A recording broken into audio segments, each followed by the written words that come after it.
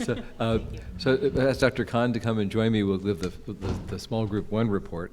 While he's making his way up, I wanted to just mention a lot of you have asked about where the PowerPoint slides from the last 2 days will be made available. And the short answer is probably. We're planning to put a lot of information onto a website that we're going to provide all of you. It will have recordings of all the talks. It may have PowerPoints from those faculty members who are willing to share them. It will have articles. It will have other types of references to other materials. Hopefully, it'll be a rich toolkit of resources for you and for your colleagues and friends to share. It'll be completely open. It won't require a password. But we're in the process of sort of reorganizing our website allocation at Penn State Health, and so it may take weeks before we get this on. So in the meantime, if you wanted a particular PowerPoint set, please just ask the speaker directly for that, and then you can get that in an expeditious way. But the other answer is yes, I think we'll get that for you eventually, along with the recordings and hopefully a rich toolkit.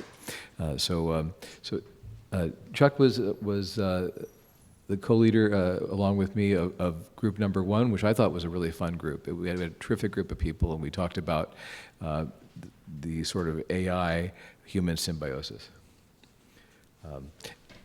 Actually, Tamara Winden, who's in our group, made a PowerPoint, which we'll display of some of the concluding points. But do we have that available to us? Yeah, Tim is going to bring that up. Okay. I love getting up in front of groups entirely unprepared to deliver a presentation. You're a true professional, Chuck. I will only mention that very early in my career, I was invited to give a talk at a meeting in Europe, and this is in the days before we had PowerPoint. This was with 35 millimeter slides, and I was given topic A. When I got there, I saw that I was there to give talks on topics A and B, which made for an interesting presentation.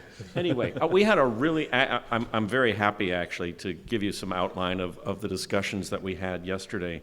Our group was really looking at the intersection and the opportunities for AI and human factors on both sides. What can we do in terms of the AI engineering, and what can we do in terms of human factors? I'm not able to see any of that from this position, Mike. I don't know. I can just talk. I can mention some of the things that I have just up from my notes, but sure. I have a feeling. Tamara, you was actually, while we were talking, you were actually digesting the information, so I think what she has may be more impressive. One of the things that stood out, and this was from some of the earlier experience that was described, was the notion of break the glass, that whatever, you can't have a fully automated AI system. You have to have the opportunity for a human to disengage it in an extraordinary circumstance.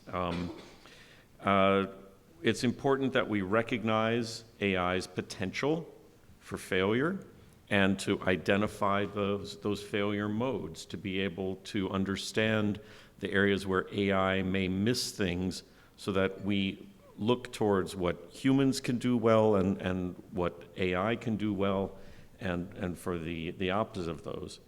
And that when AI does fail, human factors should enable that failure to be recognized and presented to the humans to be able to incorporate that information. So along with that is sort of this notion of understanding AI's boundary conditions. One of the biggest challenges for any system in AI is to actually understand the limits of its knowledge. AI systems, for the most part presently, they're getting a bit better. There's a big effort in what's called uncertainty quantification. But AI systems will give you the diagnosis. They won't tell you they're getting, again, a little bit better, but one of the challenges here is we have to make sure that we understand how AI works in this sort of edge situations, and educating users, creating simulations was part of that. We did talk quite a bit about co-design, about participatory design, engaging all of the appropriate stakeholders, and where possible, conducting experiments to identify what failure modes existed, not only in humans and AI as individuals, but together, how those systems worked well together, and looking at cognitive engineering to look at how we engage in decision-making.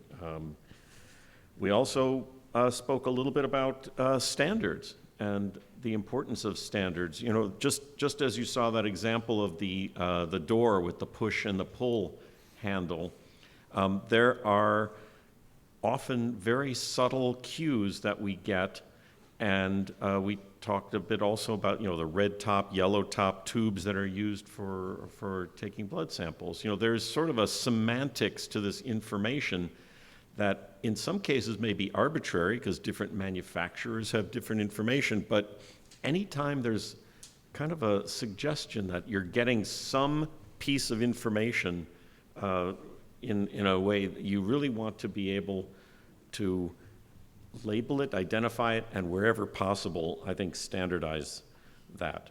And well, there was a comment actually that having, you know, those guardrails, having those regulatory frameworks actually enables industry to invest because it removes uncertainty. As we learned recently, the financial markets don't even like uncertainty. Who knew? Well, and the same is actually, you know, both in the regulatory space, but also with standards. You know, one of the great successes, what you heard mentioned here, is the DICOM standard, which is an international standard for the exchange of medical images. Literally, billions of instances of images in the DICOM format exist, and it has enabled innovation, competition in a healthy way, to flourish as a result, because it's provided a foundation, really, upon which systems can build. So instead of everyone having to go back and figure out how they're going to move the bits and bytes of that information, it allows the engineers at all of the different companies and those of us who work with folks as consumers of that information to work at a higher level, at the application layer of that information, rather than everyone always having to go back down to the most elemental level in it. And that's actually what has propelled the medical imaging field that we occupy today. That's all I have, Mike. Well, that was plenty.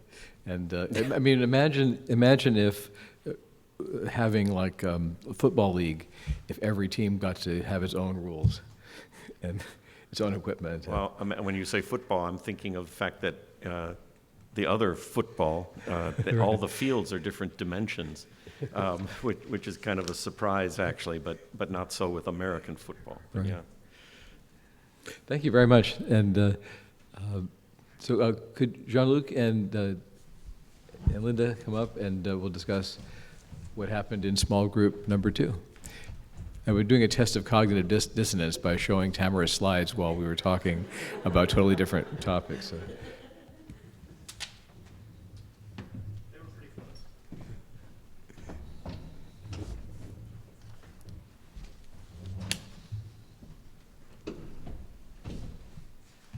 So we had an amazing group of people. I think we were one of the largest groups for Group 2.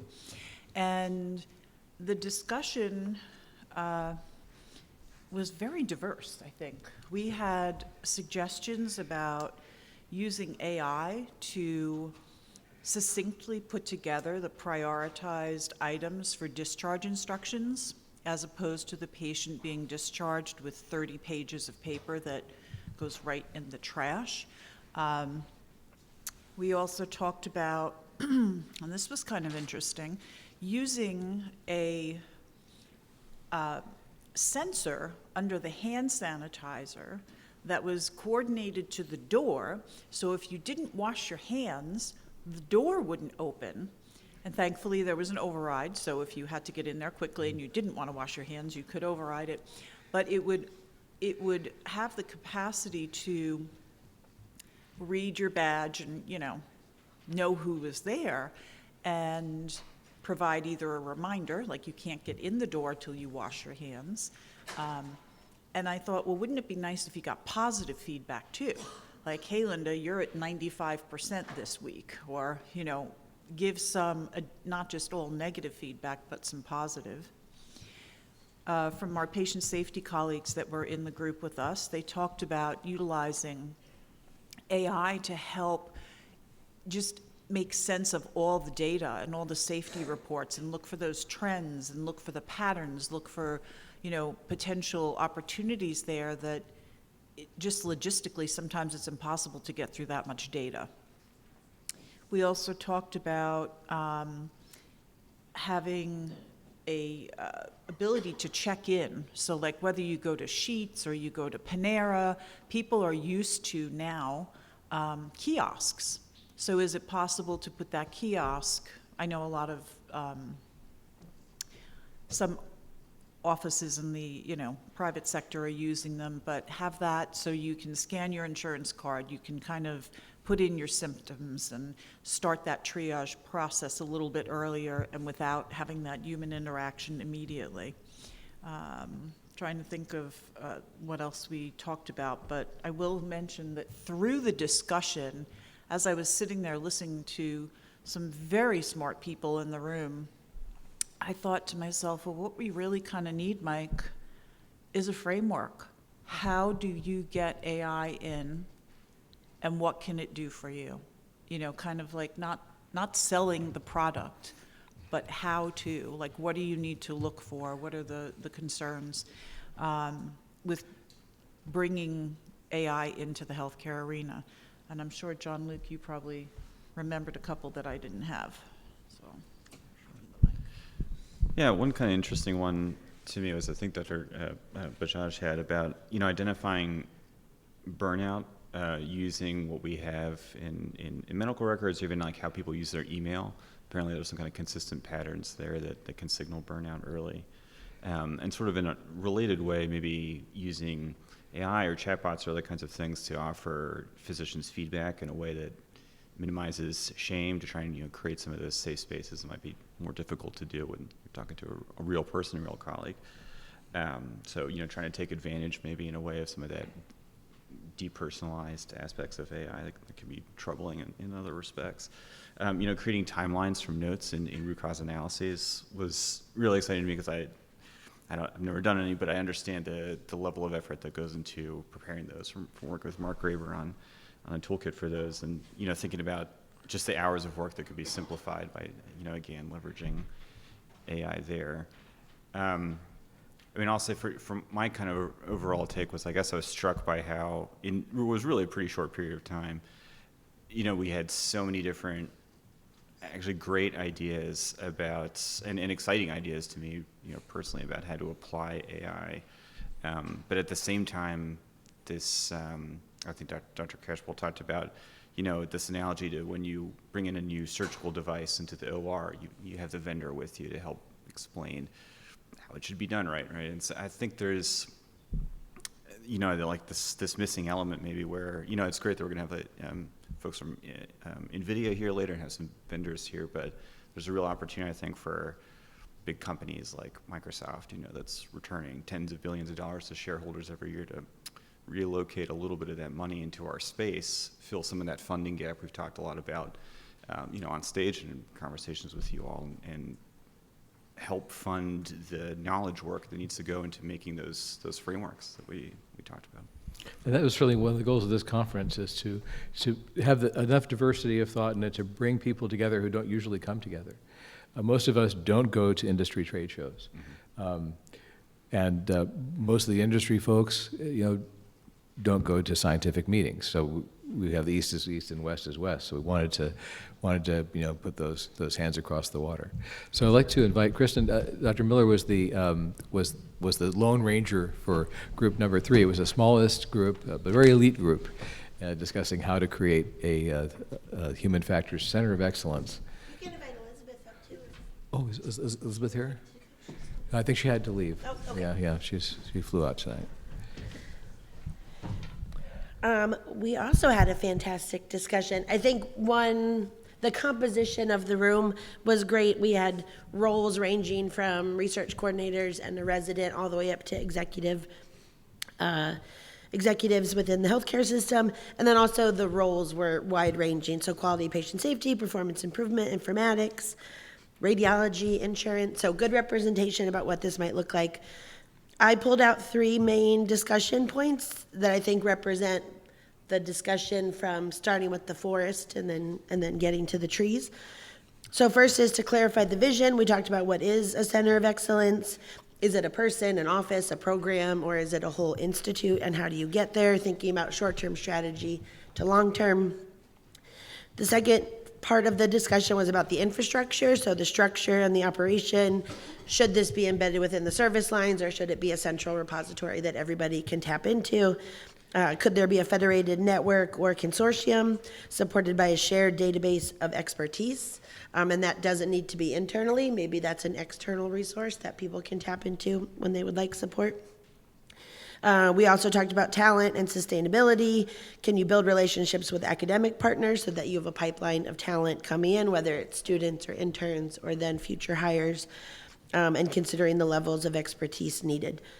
The last piece, and I mentioned it earlier, and I think this is an opportunity for all of us to start to contribute to the conversation about the value proposition and what is the business case of why human factors is so important for AI. And it was very nice to see the keynote speaker mention this in his blog yesterday about like why the human factors part is so relevant.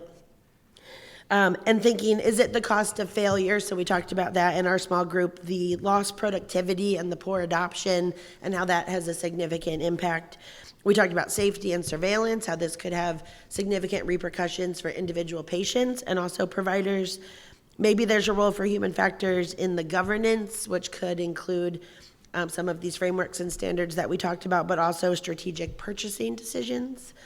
So I think there's more there for us to figure out when we're making this argument, what are the key things in that value proposition. I would welcome anyone else from group 3 that would like to talk about this. I think the take-home message is this sounds fantastic. How do you do it, and how do you do it in the current climate?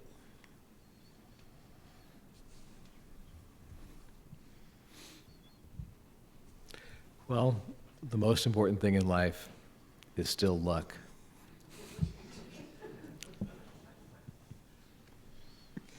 Everything else you can control. All right, we are ready for our lunch break, and thank you, Kristen. Thank you, Chuck. Thank you, Jean-Luc. Thank you, Linda.